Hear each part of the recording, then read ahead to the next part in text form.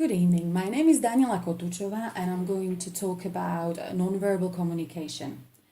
Communication at work is very important. We all want to make a good impression when communicating with our colleagues, superiors, employees, and customers. However, selecting our words as best we can is not enough. We should also pay attention to our nonverbal expressions.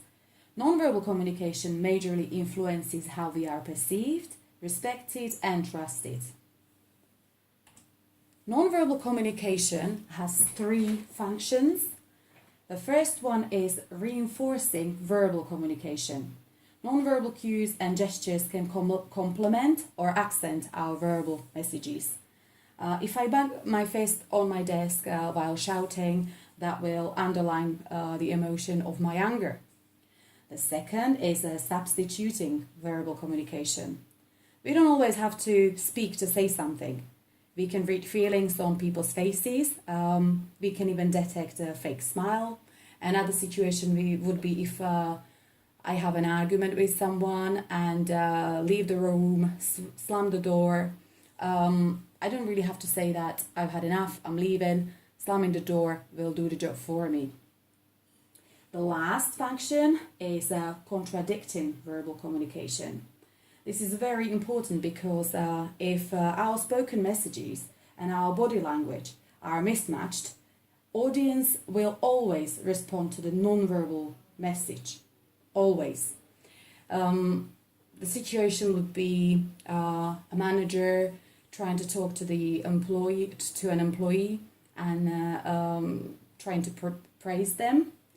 And if the manager has a bad day, and his face reflects that, the employee would be left with confusion or frustration because if he's ready to receive a praising, he would expect the manager to show pride or joy on the face. So this is very important to remember that. I have divided nonverbal expressions into three areas: body language, eye contact, and facial expressions. Firstly, I will pay attention to body language, which includes posture and gestures. Here, I would recommend when talking to someone to remember leaning in when you speak and when listening to show engagement, nodding your head to show that you're listening, sitting up straight. If you have a slumped posture, you will demonstrate disinterest, and you don't want that.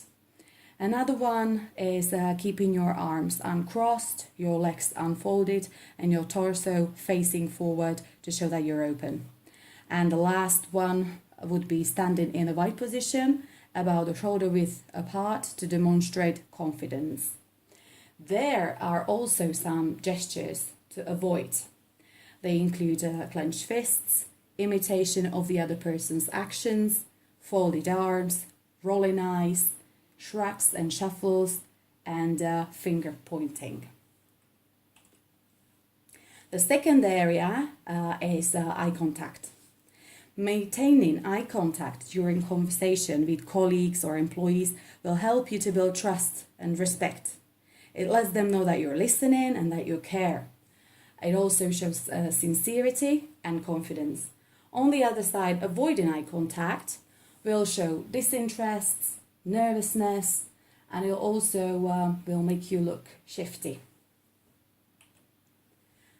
And the last area was facial expressions. I think the most important here is a natural smile.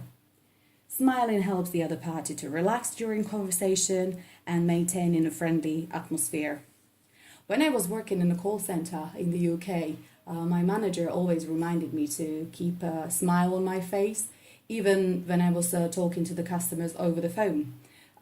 He knew that the clients would be able to detect smile from the tone of my voice, and that would help to build a relationship between me and the client. And I think he was right here. To avoid facial expressions would be frowning, glaring, blank looks, sneering, and pouting. So that's it. Thank you very much for your attention.